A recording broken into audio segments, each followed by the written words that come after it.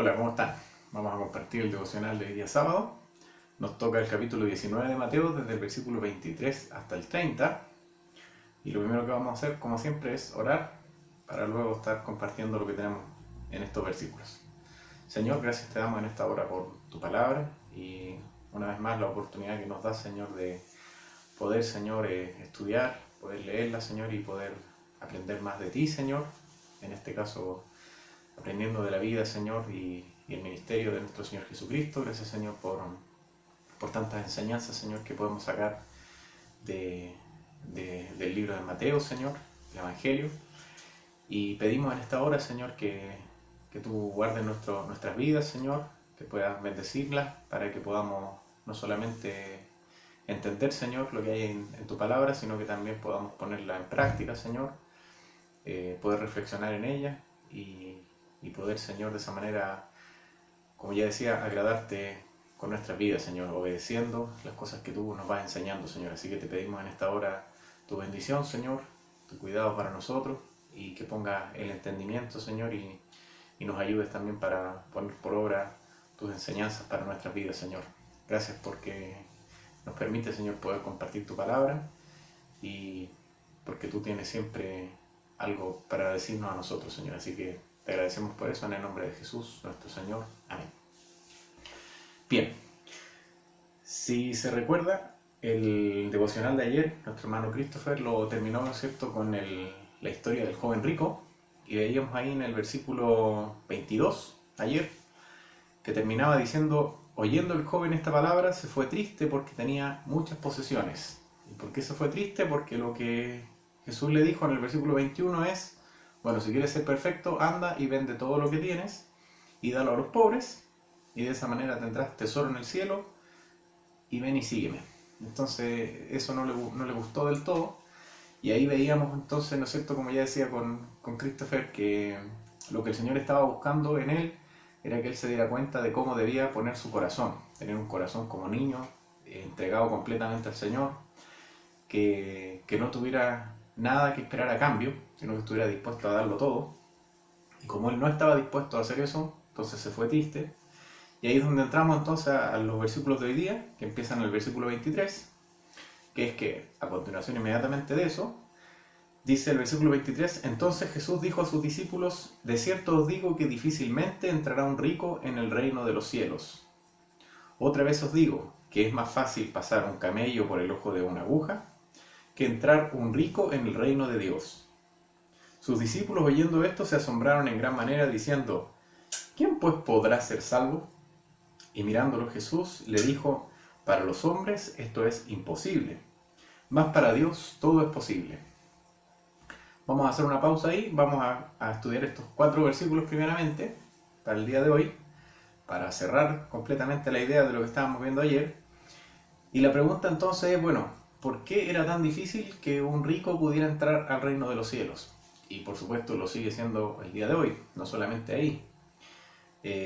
¿Tiene algo Dios contra los ricos? Podrán preguntarse los que tienen posesiones.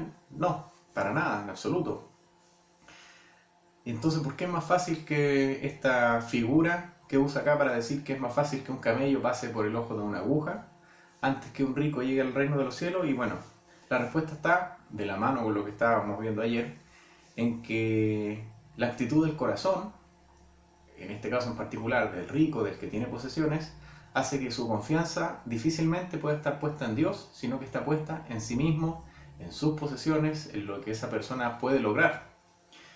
Y eso es lo que lo hace tan difícil, que lo que Dios siempre está buscando es que las personas podamos entregar completamente nuestra vida al Señor, ponernos en una dependencia total del Señor, y esto es lo que aquí se vuelve difícil para los ricos.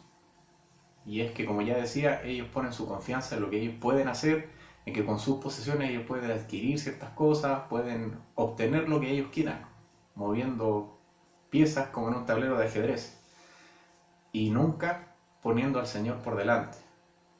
No quiero decir nunca, pero difícilmente.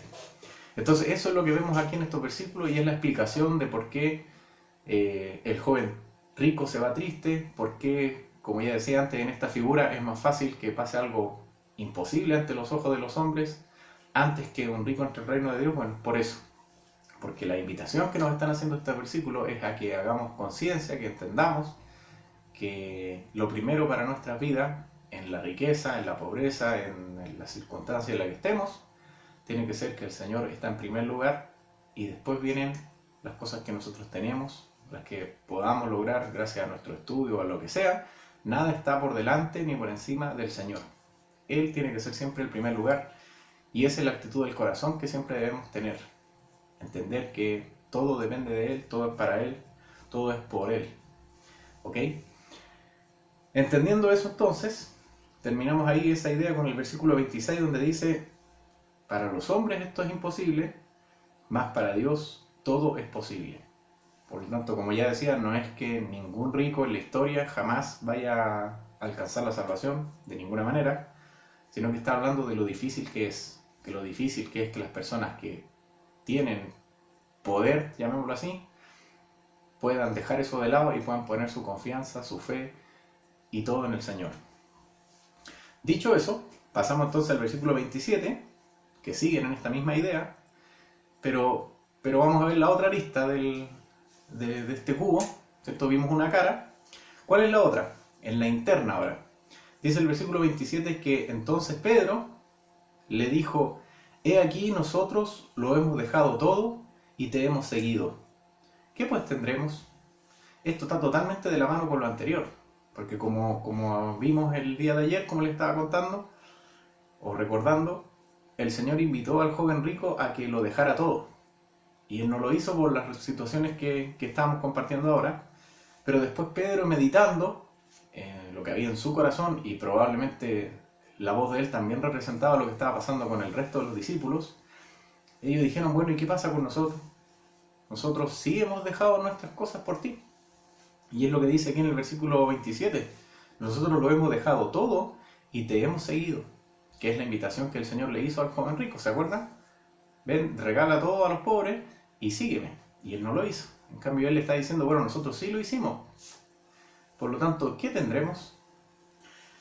Dice el versículo 28, y Jesús le dijo: de cierto os digo que en la regeneración, cuando el Hijo del Hombre se siente en el trono de su gloria, vosotros que me habéis seguido, también os sentaréis sobre 12 tronos para juzgar a las 12 tribus de Israel.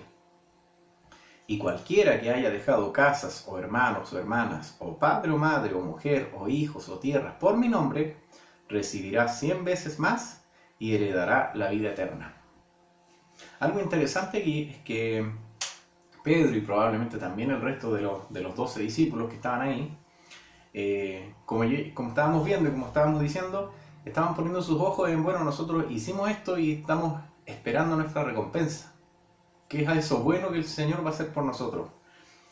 Y es curioso porque en realidad, como ya hemos estado viendo hartas veces, en los distintos días de la semana, los discípulos, Pedro, que es el que siempre tiene es como el representante, él está en el sindicato de los discípulos, ¿no es cierto? Era el que siempre hablaba primero. Ellos probablemente ni siquiera deberían haberse formulado esta pregunta si es que hubieran llegado a entender lo que estaba pasando.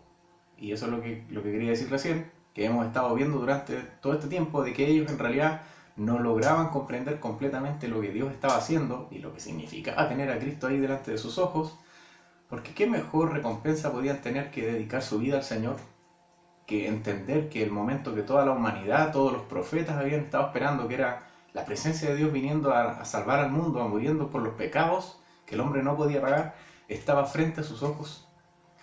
Probablemente si ellos hubieran entendido eso, ni siquiera hubieran formulado esta pregunta, porque se hubieran dado por pagado de haber visto algo que tantos profetas y tantas personas que hubieran querido ver y que no pudieron verlo.